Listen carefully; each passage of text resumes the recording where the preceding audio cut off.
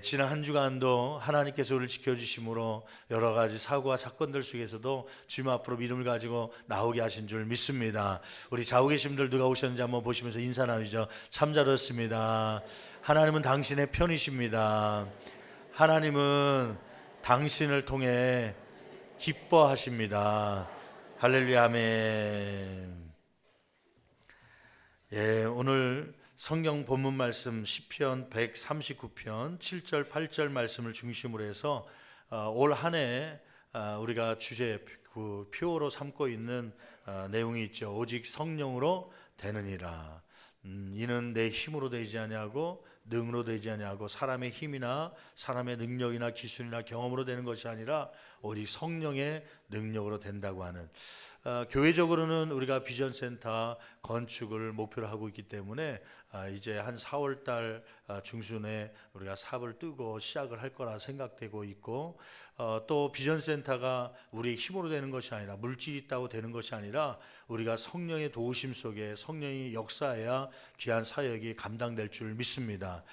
뿐만 아니라 각 가정에 때로는 진급해야 될, 진학해야 될 자녀가 있기도 하고, 또 취직해야 될 일들이 있기도 하고, 질병 가운데 고침받아야 될 또 가족들이 있기도 하고, 여러 가지 문제 가운데 해결받아야 될 문제들이 있는데, 이러한 문제도 내 힘으로 능력으로 되는 것이 아니라 오직 성령의 능력으로 되는 줄 믿고 성령의 도우심을 받는 저와 여러분 되기를 간절히 축원합니다.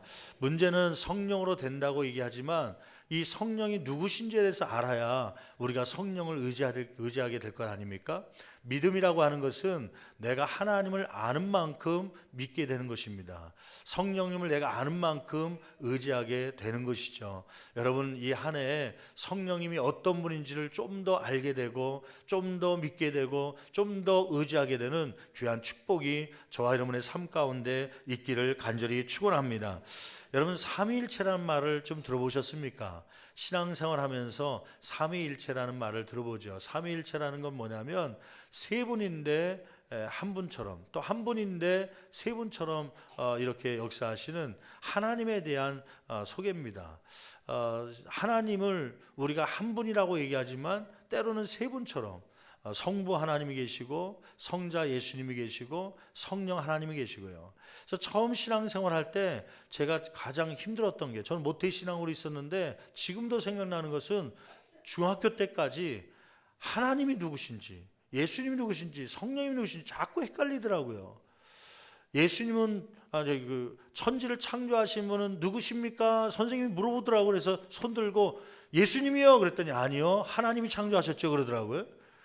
또 있다가 또 우리를 대신해서 십자가에 못 박혀 돌아가신 분이 누구죠? 그래서 저는 하나님이요 그랬더니 아니요, 예수님이죠 그러더라고요. 또 이게 어느 때는 하나님이고 어느 때는 예수님이고 어느 때는 성령님이고, 이게 초신자들이요 많이 헷갈려하는 부분 가운데 하나입니다. 아마 여러분 가운데서도 그게 좀 헷갈려하는 분들도 없지 않아 있을 텐데, 이 하나님 그러면은 사실은 세 분이죠. 성부 하나님, 성자 예수님, 성령 하나님.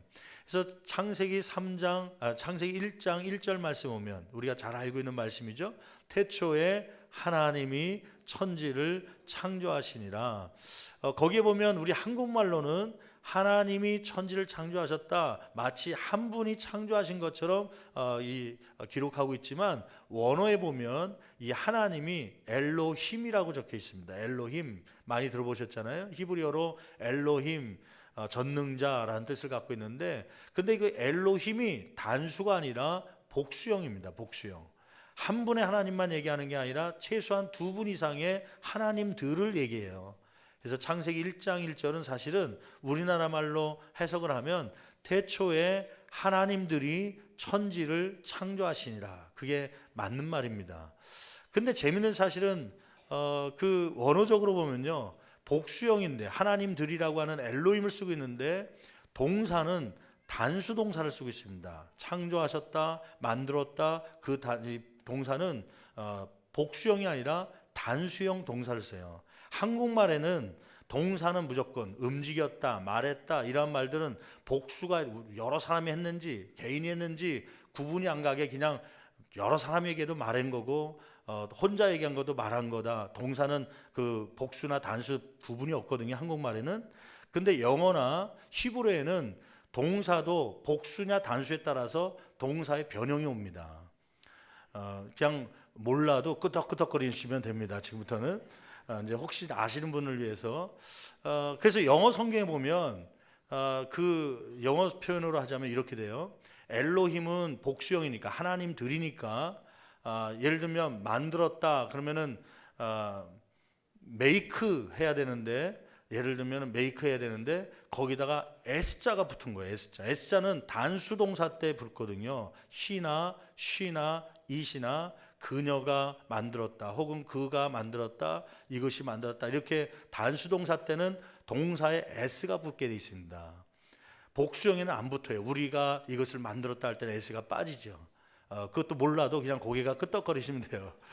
그런데 히브리 원어적으로 보면 영어랑 똑같거든요. 하나님들이 창조하셨다 그러면 창조하셨다 할 때 복수형 동사를 써야 되는데 마치 한 사람이 한 것처럼 단수 동사를 썼습니다. 그래서 그것을 통해서 우리가 삼일체를 설명하기를 세 분이 창조하셨지만 마치 몇 사람이 창조하신 것처럼 한 분이 창조하신 것처럼 그래서 이 세 분의 하나님은 세 분이지만 마치 한 사람이 한 것처럼 한 분이 한 것처럼 이루어지는 것이죠. 그래서 그걸 삼위일체라고 합니다. 삼위일체 세 위가 있는데 일체 하나다. 그래서 옛날에 이제 부흥 강사 목사님들은 이것을 소개할 때 뭐라고 소개하냐면 이렇게 소개를 많이 했죠. 삼일체를 설명할 때 고신원이라는 사람이 있는데 이곳에서는 교회에 와서는 뭐예요? 직분이 목사이고 그다음에 집에 가서는 이진 사모에게 대해서는 남편이고 애들한테는 아빠다.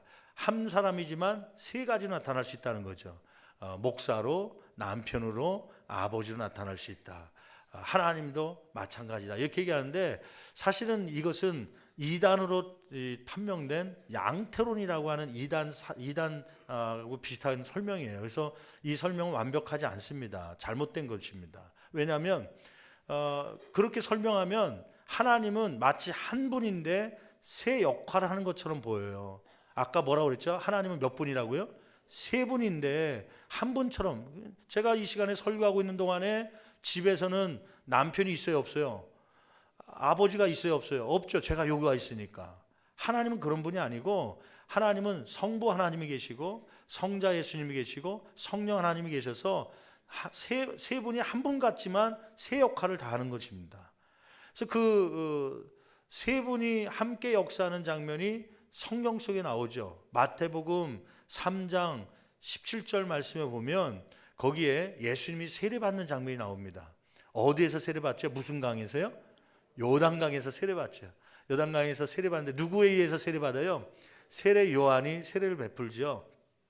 그때 예수님이 요단강가에 들어갔다 나옵니다. 세례를 받죠. 그때 하늘에서 성령님이 내리시죠. 무엇과 같이 비둘기와 같은 성령이 그 위에 임하죠. 그리고는 하늘에서 소리가 나죠. 큰 하나님의 소리가 이는 내 사랑하는 아들이요 기뻐하는 자라. 그러면서 하나님의 음성이 들리죠. 그때 세례받는 장면을 사진으로 찰칵 찍었다면 세 분이 다 나오는 거예요. 예수님, 성자 예수님이 나오고 그다음에 그 위에 성령 하나님이 비둘기처럼 나오고 그 위에 이는 내 사랑하는 아들이요 기뻐하는 자라 목소리가 울렸다. 하나님의 모습이 나오죠. 여러분 삼위일체 하나님은 이렇게 세 부분으로 나눕니다.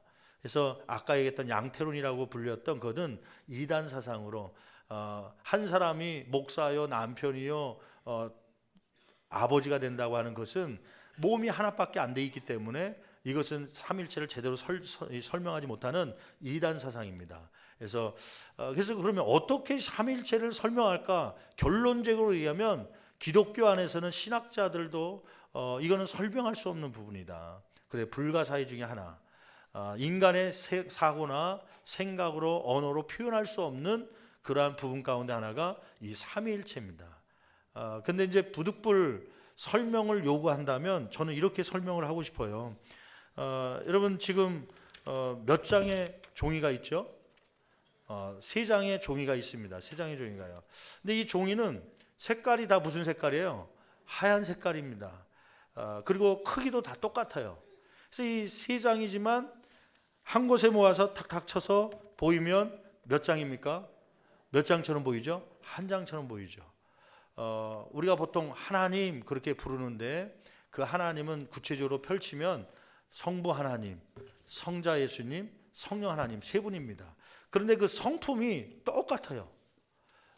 그 속성이, 성품이 똑같아서 영원하시고 또 편재 모든 곳에 계시고 전지하시고 전능하신 그 성품이 세 분이 다 똑같기 때문에 마치 몇 분처럼 보여요? 한 분처럼 보이는 거예요.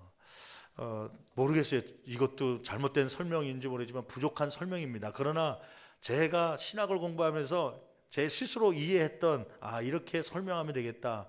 그 최대한 가깝게 설명하려고 한 부분이 이 부분인데 여러분들 조금이라도 삼일체를 이해할 수 있는 귀한 시간 되기를 간절히 축원합니다.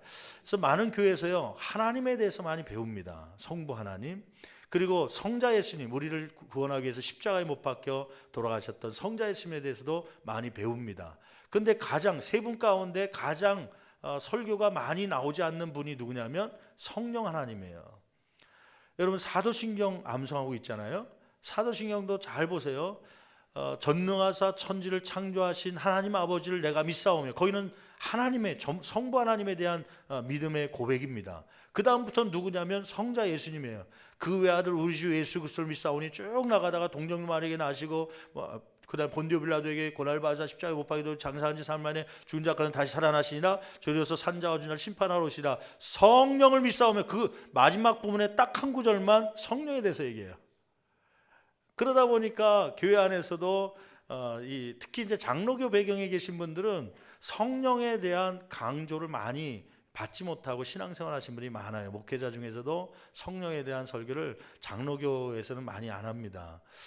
이제 오순절 계통 혹은 성결교 감리교에서는 이제 성령 충만 혹은 성령의 기름 부음 이러한 것에 대해서 많이 강조하다 보니까 성령의 역사나 사역에 대해서 많이 설교하는데요. 그럼에도 불구하고 성부 하나님과 성자 예수님에 비해서 성령 하나님에 대한 설교 부분이 많이 약해 있죠. 그래서 성령 하나님은 어떤 분이십니까? 물어보면 알긴 아는데 설명을 잘 못하는 경우가 참 많죠. 4주 동안 이 성령 하나님에 대해서 배우는 시간을 가지려고 하는데 오늘은 성령 하나님의 신성에 대해서요. 어떠한 성품을 갖고 계신지 그러한 신성에 대해서 우리가 함께 나누려고 합니다. 그리고 다음 주에는 이 성령 하나님은 우리의 삶 가운데 어떠한 역사를 하시는지 그 사역에 대해서 구체적으로 다음 주에는 살펴보려고 그래요. 우리 앞뒷분들 또 누가 오셨는지 한번 보시면서 인사 나누죠. 참 잘 오셨습니다. 성령 하나님의 역사가 당신에게도 있기를 원합니다. 성령님을 알고 성령님을 바로 믿을 수 있는 성도가 됩시다. 아멘. 그래서 오늘은 성령님은 어떤 분이신가 신성에 대해서요. 여러분 신성이란 건 뭐냐면 사람에게도 있는 거는 인성이라고 그러잖아요. 근데 사람에게 없는 신적인 존재에게만 있는 그러한 성품을 가리켜서 신성이라고 그럽니다. 그러니까 하나님 성령 하나님께서 우리에게 없는 그러한 성품은 뭐가 있을까? 속성은 뭐가 있을까? 그것을 찾아보는 거죠. 첫째는 무엇이냐면 영원성입니다. 영원성. 여러분 사람은 70년 살다가 80년 살다가 뭐 많이 살면 100세 살다가 때가 되면 죽습니다. 근데 성령 하나님은 영원하신 분이에요. 태초에부터 천지를 창조하실 때 성부 하나님과 성자 예수님과 함께 창조의 사역에 동참했을 뿐만 아니라 지금도 계시고 앞으로도 소멸되지 아니하시고 성령님은 영원히 계신 분인 줄 믿으시길 간절히 축원합니다. 여러분 히브리서 9장 14절 말씀 볼까요? 히브리서 9장 14절 같이 한 목소리로 봉독하시겠습니다. 하물며 영원하신 성령으로 말미암아 거기 한번 밑줄 한번 가보실래요? 영원하신 성령 한번 동그라미 한번 쳐보세요. 영원하신 성령. 여기 성경 말씀에 성령님을 소개하는데 성령님은 잠시 있다가 없어지는 분이에요? 아니면 영원하신 분이에요? 영원하신 분이에요. 우리가 죽더라도 나중에 하늘나라에서 만나실 분입니다. 이 성령님은 영원하신 분이죠. 그 성령으로 말미암아 흠없는 자기를 하나님께 드린 그리스도의 피가 어찌 너희 양심을 죽은 행실에서 깨끗하게 하고 살아계신 하나님을 섬기게 하지 못하겠느냐. 그러면서 성령의 역사에 대해서 기록하고 있죠. 두 번째, 이 성령님은 어떠한 속성을 갖고 있습니까? 신성을 갖고 있습니까? 두 번째는 신학적 용어로 편재성이라고 합니다. 다 같이 한번 따라해 볼까요? 편재성. 편재성이라는 건 뭐냐면 성령님은 어디에나 다 있다고 하는 것입니다. 한번 시편 139편 7절 8절 말씀 같이 한 목소리로 봉독합니다. 내가 주의 영을 떠나, 거기 주의 영 한번 동그라미 쳐보세요. 주의 영은 곧 우리가 지금 얘기하는 누구를 얘기해요? 성령을 얘기합니다. 성령을 떠나 어디로 가며, 계속 읽어봅니다.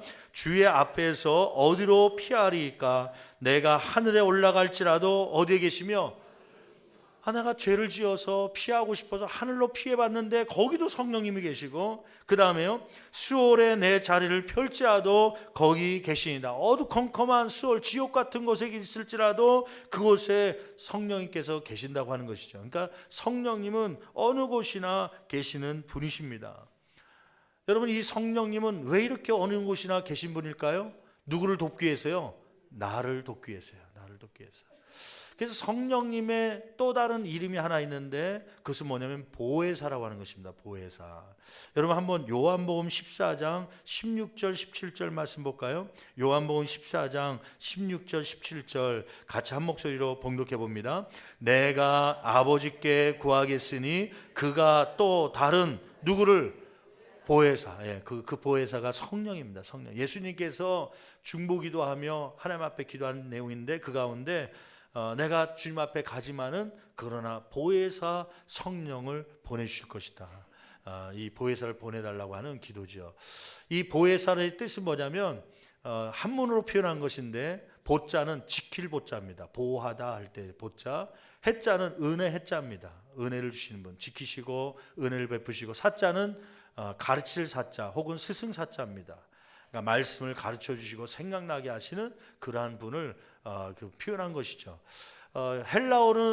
헬라어로 성령님을 뭐라고 부르냐면 파라크레토스라고 합니다. 파라크레토스. 이 정도면 한 집사님 이상이면 외우는 게 좋습니다. 왜냐하면 자주 나오는 것이라요. 그리고 우리가 영어는 못해도 기독교인들은 헬라어 정도는 할 수 있잖아요. 샬롬 뭐 그런 거예요. 뭐 히브리어로 할렐루야, 뭐 샬롬 같은 거 하잖아요.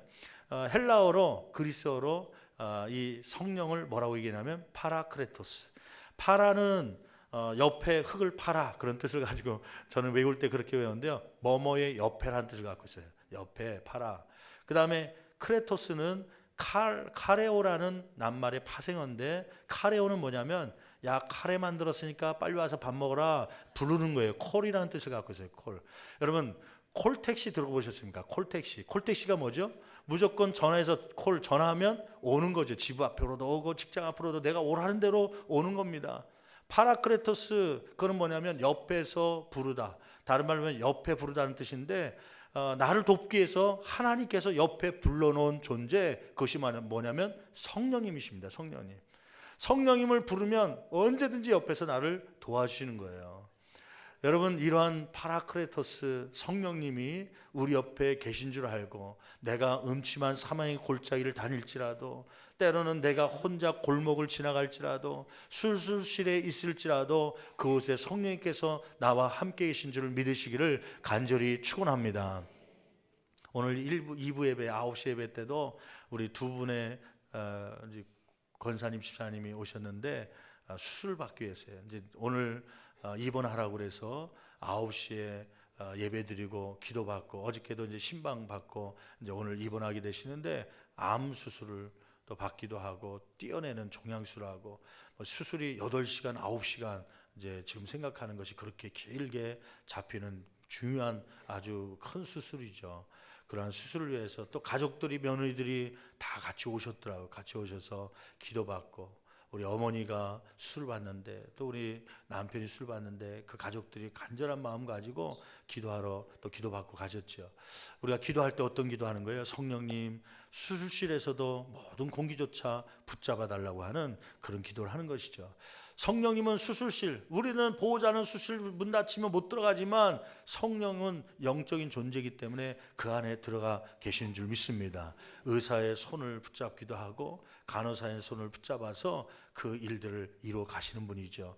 이 성령님의 역사가 오늘 또 입원하시고 이번 주 안에 수술하시고 시술받는 모든 성도들의 가정들마다 있기를 간절히 축원합니다. 성령님은 어디든지 계시는 분입니다. 또 세 번째는 성령님의 신적인 속성은 무엇입니까? 전능성입니다. 성령님은 전능하신 분입니다. 무엇인지 다 할 수 있는 분이시죠. 창세기 1장 1절과 2절 말씀인데 태초에 하나님이 천지를 창조하시나 2절 말씀 계속 읽어볼까요? 같이 읽습니다. 땅이 혼돈하고 공허하며 흑암이 깊음 위에 있고 하나님의 영은, 거기 한번 동그라미 쳐보세요. 하나님의 영, 곧 누구를 얘기하는 거예요? 성령님. 그러니까 아까 1절 말씀에 하나님들이 천지를 창조하셨다. 그 하나님들이란 건 최소한 두 분을 얘기하는 거 아니에요? 첫째는 성부 하나님을 얘기하는 것이고, 두 번째는 요한복음 1장 1절 말씀 보니까 태초에 말씀이 계시니라. 그 말씀에 대해서 쭉 설명 보니까 예수님에 대해서, 성자 예수님에 대해서 설명이죠. 그러니까 태초에 천지를 창조하실 때 말씀, 예수님도 같이 계셨다는 거예요. 같이 천지를 창조하셨다는 거예요. 또 2절 말씀 보니까 누구도 같이 계신 거예요? 하나님의 영 성령이 수면 위에 뭐 하시니라?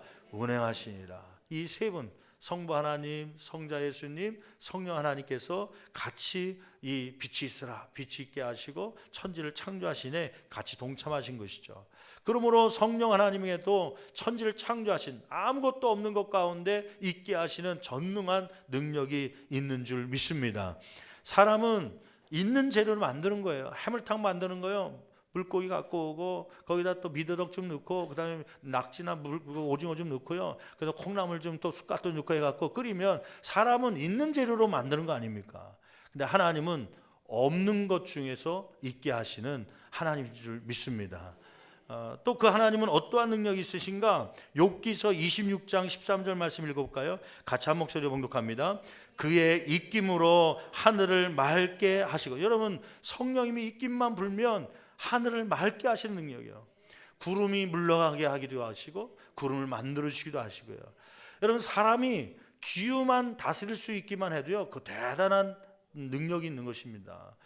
비가 필요할 때 비를 내리게 하는 능력이 사람에게 있으면요 대단한 거 아닙니까? 그걸 못하니까 기근이 오기도 하고, 그걸 못하니까 너무 비가 쏟아져서 홍수가 일어나기도 하고 사람이 죽기도 하고 재해가 일어나기도 하는 것이죠. 여러분 이러한 능력, 사람이 아무도 할 수 없는 능력을 성령님은 하시는 거예요. 입김만 불어도 구름이 물러가서 하늘을 맑게 하시는 그러한 능력이 우리 성령님께 있는 줄 믿습니다. 성령님은 또 어떠한 능력이 있냐면 누가복음 1장 35절 거기에 말씀 보니까 그 처녀의 몸에서 아들을 낳게 하시는 능력도 갖고 계신 것이죠. 누가복음 1장 35절 같이 한 목소리 봉독합니다. 천사가 대답하여 이르되 성령이 내게 임하시고, 이것은 무슨 말이냐면 천사가 마리아에게 나타났습니다. 마리아야, 네가 아기를 낳을 것이다. 네? 저는 남자를 알지 못하는데 내가 어떻게 이 아들을 낳을 수 있겠습니까? 그랬더니 이 천사가 이야기하는 것이죠. 성령이 네게 임하시고, 계속 읽어볼까요? 지극히 높으신 이의 능력이 너를 덮으시리니 이러므로 나실 바 거룩한 이는 하나님의 아들이라 일컬어지리라. 한마디로 얘기하면 성령이 그 아들을 낳게 하실 것이다. 사람의 힘으로는, 과학적으로는, 의학적으로는 할 수 없지만 성령이 하신다. 여러분 성령은 남자가 없는데도 불구하고 여자 혼자 처녀의 몸에서 아들을 낳게 하시는 그러한 능력이 있는 줄 믿습니다. 없는 것에서도 있게 하시는 하나님이 그런 거 못하시겠습니까? 이렇게 하나님은, 성령 하나님은 전능하신 분이시다. 네 번째는 성령님의 속성 가운데 네 번째는 뭐냐면 전지성입니다. 모든 것을 알고 계신 분이시죠. 여러분 고린도전서 2장 10절 11절 같이 한 목소리로 봉독합니다. 오직 하나님이 성령으로 이것을 우리에게 보이셨으니, 거기에 이제 키포인트는 뭐냐면 성령이라는 거예요. 성령을 통하여서 동사를 봐야 되는데 무엇을 했다는 거예요? 보이셨다. 우리에게 하나님의 계획들을 보이셨다는 거예요. 그 다음에 계속 읽어볼까요? 성령은 모든 것, 곧 하나님의 깊은 것까지도 뭐 하시느니라? 통달하시니라. 통달이 무슨 뜻인가 봤더니 에라우나, 헬라어로 에라우나라는 말인데 탐색하다, 주의 깊게 조사하여 알다, 그런 뜻이에요. 성령님은 탐색하고 주의 깊게 조사해서 뭐든지 다 알고 있습니다. 뭐까지 알고 있냐면 그 바로 앞에 보니까 뭐까지도 알고 있다는 거예요. 하나님의 깊은 것까지도, 하나님이 사람이 이해할 수 없고 알 수도 없는 깊은 계획까지도 성령님을 통해서는 알게 된다는 것입니다. 다음 주에 우리가 배우겠지만은 이 구속사역도 성령님께서 오시면 성령님을 통하여 나를 구원하신 하나님의 사랑을 깨닫게 되는 것입니다. 나에게 고난이 오는데, 고통이 오는데 인간의 힘으로는 이게 왜 왔는지, 그래서 원망과 불평의 삶을 사는데 성령님의 도우심을 구하면 성령님께서 그것이 왜 왔는지를 알게 하십니다. 아, 이것은 나에게 해가 되는 것이 아니라 오히려 나를 유익하게 하려고 하는 것이다 라는 걸 뒤늦게 깨닫게 되는 것이죠. 이러한 성령의 역사가 저와 여러분 가운데 있기를 간절히 축원합니다. 우리 장로님 가운데 한 분이 얼마 전에 신방을 요청했어요. 그래서 신방을 요청한 이유가 암에 걸리셨다고 그래서요. 그래서 그냥 급하게 신방을 갔죠. 이제 신장 쪽에 암이 있어갖고, 근데 간증을 들어보니까 나는 그래서 위로하러 또 기도해드리러 갔더니 오히려 기쁨으로 예배를 받으시고 기도 받으면서 간증을 하시는데 오히려 합력하여 손을 주셨다고, 하나님께서 이렇게 인도해 주셨다고 감사 간증을 하시더라고요. 그래서 제 마음이 뭉클거리고 막 감동이 되더라고요. 그 간증이 뭐냐면은, 아니 그 암이 발견되기 전에 자꾸 옆구리가 아프고 허리가 아프고 이게 뭐냐고 나중에 알고 봤더니 이 면역력이 떨어지면 그 가끔가다 피부로 이렇게 나타나는 게 있잖아요. 무슨 포진이라고 그래요?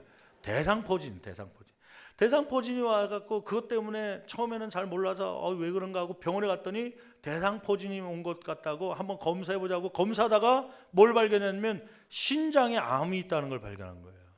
이게 신장은 이게 감각, 이 신경이 없는 기관이라 이게 암이 생겨도 사기 말기까지 돼도 잘 모르는 기관입니다. 증상이 안 나타나는. 그런데 대상포진 올 때는 뭐 우리가 흔히 왜 이러한 질병을 나한테 주는가, 뭐 나는 운동도 열심히 하고 건강했는데 왜 이러한 대상포진이 왔는가, 하나님은 내 기도를 왜 응답 안 하신가, 나에게 왜 건강함을 뭐 안 주는가, 막 원망하고 불평할 수도 있었죠. 근데 나중에 보니까 대상포진을 검사하다 보니까 그걸 발견하면서 다행히 이 신장, 이 콩팥의 그 신장암 초기 1기라는 것을 발견하고 가볍게 수술했던 그러한 간증을 하시면서 감사하다고, 하나님께서 합력하여 손을 주셨다고 말씀하더라고요. 여러분, 우리는 그 대상포진이 왔을 때 그 고난을 통해서 우리는 원망하고 불평합니다. 하나님 나한테 왜 이러한 고난을 주십니까? 왜 나한테 이러한 고통을 주십니까? 울면서 기도할 때가 있죠. 그런데 나중에 보니까 그것을 통하여 무엇을 발견하려고요? 암을 발견하려고 하려고요. 단적인 예지만 우리 삶 가운데 그런 것이 얼마나 많습니까? 나에게 왜 이런 고통을 주십니까? 관계, 남편을 통해서 관계의 고통을 왜 나에게 주십니까? 물질의 고통을 왜 주십니까? 왜 이러한 힘든 사람을 나한테 붙여주십니까? 나중에 알고 봤더니 하나님이 또 다른 복을 주시려고 이러한 예비하시는, 그것을 누가 깨닫게 하시냐면 하나님의 깊으신 것, 그러한 계획까지도 통달하시는, 누가 깨닫게 하시는 거예요? 성령님께서 그것을 깨닫게 하시는 거예요. 성령의 도우심을 받으면 이것이 불평할 것이 아니라 감사한 일이었구나 라는 걸 깨닫게 되는 것이죠. 이러한 은혜가 항상 넘쳐가는 2018년도 한 해가 되기를 간절히 축원합니다. 저는 오늘 이 말씀, 하나님의 4가지, 물론 이 외에도 여러 가지가 있지만 대표적인 신성, 속성에 대해서 4가지를 얘기했어요. 첫째는 영원성, 두 번째는 편재성, 세 번째는 전능성, 네 번째는 전지성.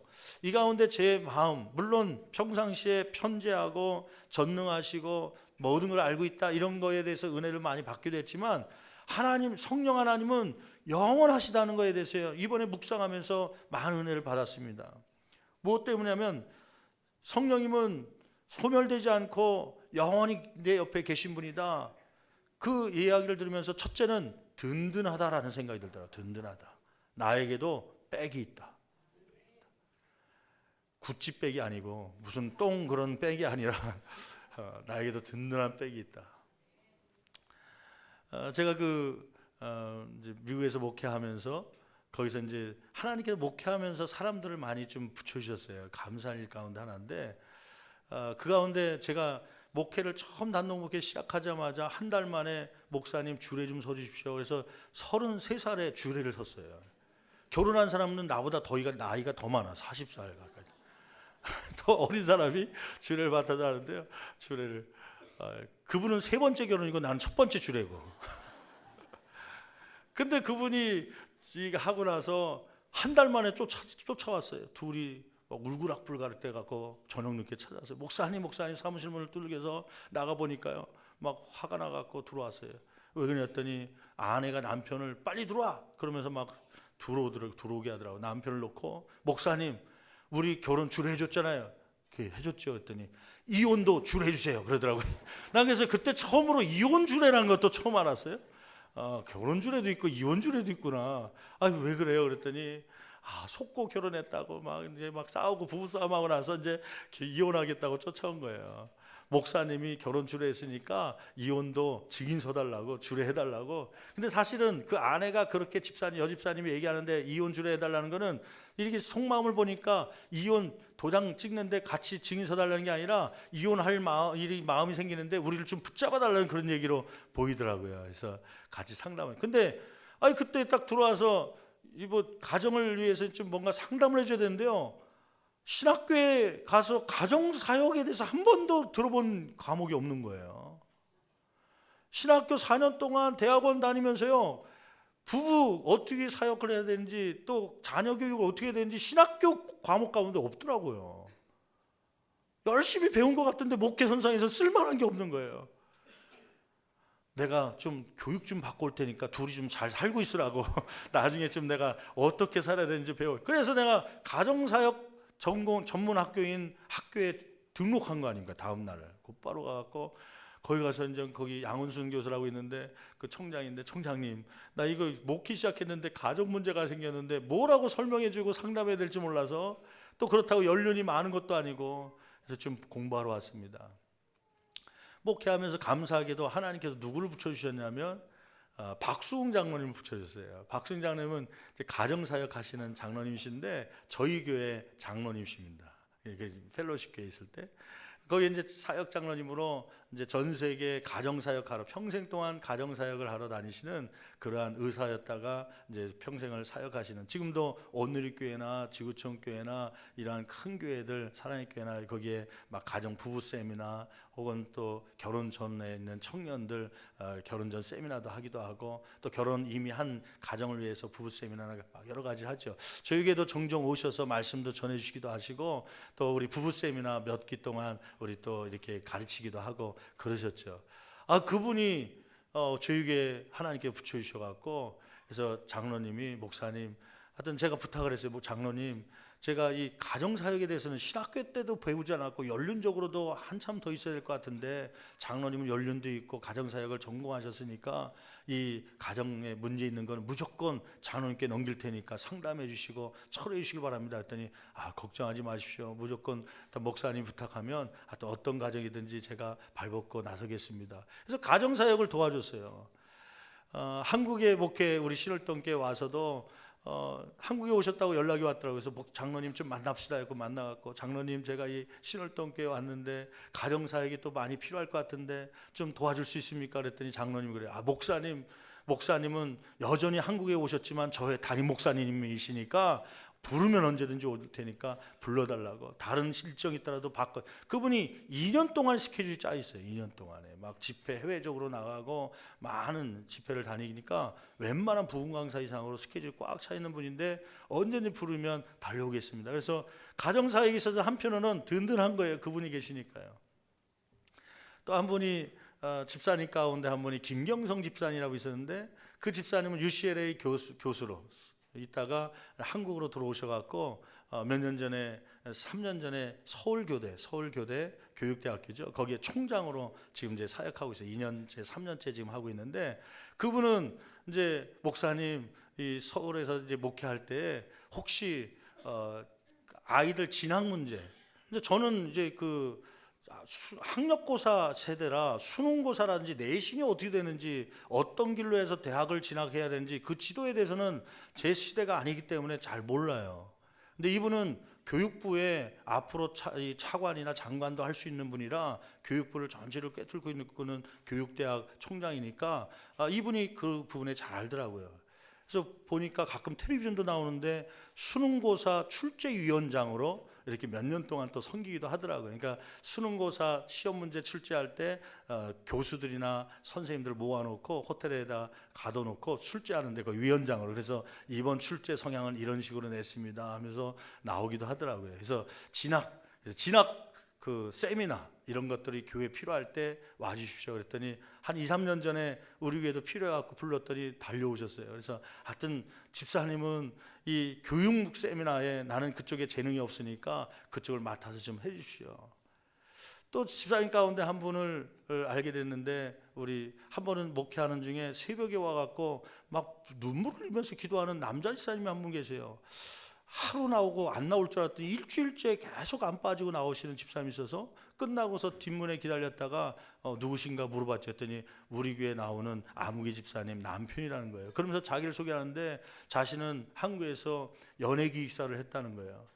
그래서 누구를 좀 키웠냐 했더니 이승철 아십니까? 그러더라고요. 예, 알죠. 했더니 이승철을 내가 키웠습니다. 그 다음에 이현우라는 가수가 있는데 이현우도 키우고 2000년도에는 Y2K라고 하는 그 그룹을 키우기도 하고, 지금은 또 트로트 가수 중에 조정민이라고 있는데 조정민을 제가 키우고 있습니다. 그러더라고요. 아니, 그때 당시엔 지금 이제 예전에는 아니죠. 하여튼 연예기획사를 이수만 그 사람도 키워갖고 지금은 SM 엔터테인먼트 하는데 그 시초가 제가 가르친 것입니다. 그러면서 막 얘기하는데요. 그러다가 한국에 제가 들어왔더니 나중에 몇 년 있다가 또 연락이 왔어요. 목사님 한번 만날 수 있습니까? 예, 만나자 했더니 목사님 저 한국으로 완전히 복귀했습니다. 8년 만에 들어왔습니다. 그래서 얘기하다 보니까 와서도 연예기획사를 계속 한다는 거예요. 그래서 이제 그때 당시에 그냥 농담 삼아 얘기한 게 있었거든요.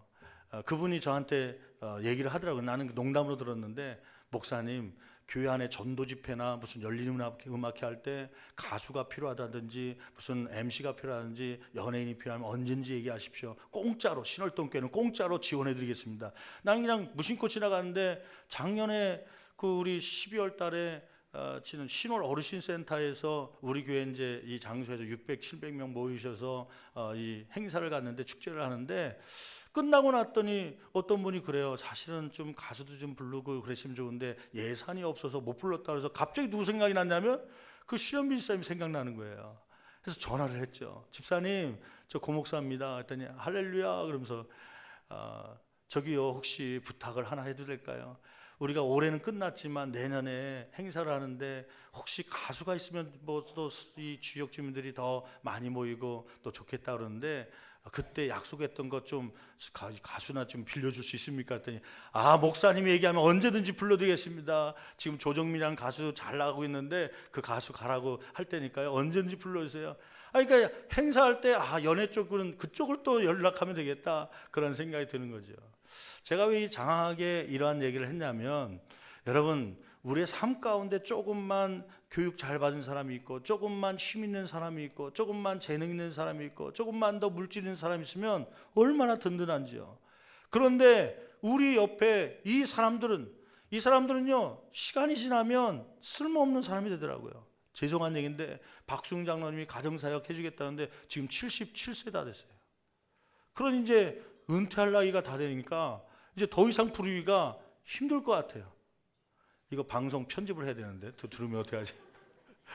그러니까 사람이 나이가 되면 또 부르기가 힘들고 그 자리에서 내려오면 총장 자리에 있지만 총장에서 내려오면 또 그 힘이 그만큼 약해지죠. 대통령이라고 해서 또 나를 뒷받을 줄 알았더니 금방 또 내려오면 끝나는 것이고요. 사람은 한계가 있습니다. 제한이 있습니다.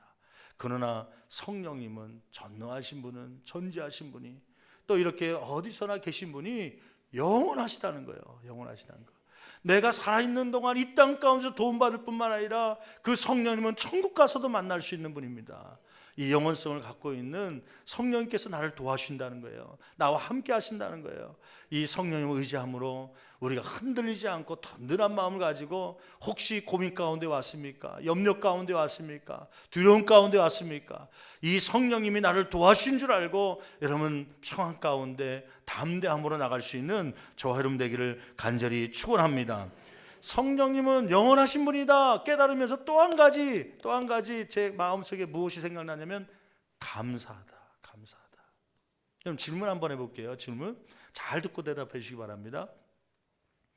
성령님은 내가 예수를 믿는다고 고백하는 즉시 우리 가운데 함께 계신 줄 믿습니다. 성령으로 말미암지 않고는 아무도 예수를 주라 신할 수 없다. 성경 말씀에 고린도전서에 있잖아요. 여러분 성령님이 계시기 때문에 예수님은 나의 구원자입니다 고백하게 된 거예요. 그러므로 이러한 고백 있는 사람들은 다 성령님이 내 안에 계신 줄 믿습니다. 문제는 제가 질문할게요. 이러한 성령님이 계시지만 내가 제 가운데 가지 말아야 될 곳에 가 있으면 그 성령님은 나를 떠난다. 맞습니까? 틀립니까? 자, 내가 죄를 지으면 그 죄를 짓는 동안 성령님은 떠나 계시다. 자, 1번 떠나 있다. 손 들어보세요. 1번 떠나 있다. 예, 네 분. 자, 죄를 짓는 가운데서 여전히 계신다. 예, 37분. 예, 모르겠다. 오늘도 얘기해봐라. 내가 손 넣는다. 정답은 내가 죄를 짓는 장소에 있더라도 성령님은 여전히 옆에 계십니다. 여러분 한번 말씀 찾아볼까요? 그런데 성령님이 우리 가운데 있지만 어떠한 모습으로 있는가? 세 가지 모습으로 계십니다. 여러분 우리가 가지 말아야 될 곳에 가기도 하고 때로는 거짓말을 하지 말아야 되는데 거짓말하는 그 순간에도 성령님은 여전히 우리 옆에서 나를 도와주려고 계세요. 그런데 어떠한 모습으로 계시는가? 한번 성경을 찾아보죠. 에베소서 4장 30절 말씀 볼까요? 에베소서 4장 30절 거기 보니까 근심하면서 함께 계신다고 말씀하고 있습니다. 여러분 에베소서 4장 30절 한번 자막을 보시면서요 같이 한 목소리로 봉독해 봅니다. 하나님의 성령을 뭐하게 하지 말라? 근심하게 하지 말라. 여러분 성령님도 뭐 하시는 분이에요? 근심하시는 분이에요. 뭐 때문에요? 내가 짓는 죄 때문에요. 떠나지는 않지만 그러나 나와 함께 하시지만 근심하고 계십니다. 고 목사야 너 그러면 안 되는데 아이고 저렇게 말하면 안 되는데 그러면서 근심하며 성령님은 나와 여전히 함께 계신 분이에요. 두 번째는 우리가 죄 가운데 있을 때조차 하나님은 함께 계시는데 어떻게 계십니까? 책망하면서 함께 계십니다. 요한복음 16장 7절 8절 말씀 볼까요? 요한복음 16장 7절 8절 우리 같이 한 목소리 봉독합니다. 그러나 내가 너희에게 실상을 말하노니 내가 떠나가는 것이 너희에게 유익이라. 내가 떠나가지 아니하면 보혜사가 너에게로 오시지 아니할 것이요 가면 내가 그를 너에게로 보내리니. 그 보혜사는 어떠한 일을 한다는 거예요? 계속 읽습니다. 그가 와서 죄에 대하여 의에 대하여 심판에 대하여 세상을 뭐 하시리라? 책망하시리라. 죄에 대하여 책망하신다. 여러분 죄를 범하고 있을 때 떠나 계신 것이 아니라 여전히 나와 함께 계십니다. 그런데 양심을 통하여 책망하시죠. 김 집사야 안 돼. 그러면 안 돼. 그런 말 하면 안 돼. 사람 상처 줄 말 하면 안 돼. 너 그곳에 가면 안 돼. 하나님의 자녀가 어떻게 갈 수 있냐? 너 그곳에서 멈춰. 그러면서 책망하시죠. 여러분 성령님의 책망의 소리가 저와 여러분 가운데 들릴 수 있는 저와 여러분 되기를 간절히 축원합니다. 마지막으로 이 죄 가운데 성령이 떠나지 않고 우리 가운데 계신데 어떠한 모습으로 계십니까? 중보기도 하면서 함께 계십니다. 여러분 로마서 8장 26절 27절 말씀 볼까요? 로마서 8장 26절 27절 같이 한 목소리 봉독합니다. 이와 같이 성령도 우리의 연약함을 어떤 연약함이에요? 죄 가운데 빠져서 또 쓰러지고 넘어지는 그 연약함을 도우시기 위해서 어떻게 한다는 거예요? 우리는 마땅히 기도할 바를 알지 못하고 죄를 지으면서 미안하니까 알지 못해서 기도하지 못하고 있을 때 성령님은 어떻게 한다는 거예요? 오직 성령이 말할 수 없는 탄식으로 우리를 위하여 친히 뭐 하시니라? 간구하시니라. 하나님 김 집사가 이렇게 쓰러졌습니다. 유혹 가운데 넘어졌습니다. 이 죄를 용서해 달라고 성령께서 기도하는 것이죠. 하나님 다시는 넘어지지 않도록 역사해달라. 나는 몰라서 기도하지 못할지라도 내 안에 성령님은 그 죄 가운데 있는 나를 보면서 탄식하면서 중보하며 기도하는 그러한 분이시라는 거예요. 여러분, 이 성령님이 이 한 해 동안 저와 여러분 가운데 항상 옆에 있음을 깨닫고, 우리가 성령님의 도우심을 구할 때, 때로는 우리 죄 가운데 있을 때 때로는 책망하시기도 하며 중보기도 하시는 그러한 목소리도 듣기도 하며, 때로는 우리가 주님 앞에 죄 가운데 있을 때 근심하고 있는 성령을 깨닫고 그 가운데서 일어설 수 있는 저와 여러분 되기를 간절히 축원합니다. 여러분, 네 가지 성령님은 어떤 분이신가? 성령님은 영원히 계신 분이시다. 두 번째는 성령님은 어디든지 계신 분이시다. 수를 때 가운데서 계신 분이시고요. 세 번째는 성령님은 전능하신 분이시다. 무엇인지 할 수 있는 분이시다. 네 번째, 성령님은 모든 것을 알고 계신 분이시다. 지금 내가 당하는 고난이 왜 이것이 있어야 되는지 이미 알고 계시기 때문에 우리가 새벽마다 고난을 당할 때, 힘들 때마다 기도하면 하나님께서 그 알고 계신 비밀을 알려주실 줄 믿습니다. 이 성령 하나님의 능력으로 이 안에 승리하기를 간절히 축원합니다. 기도하시겠습니다.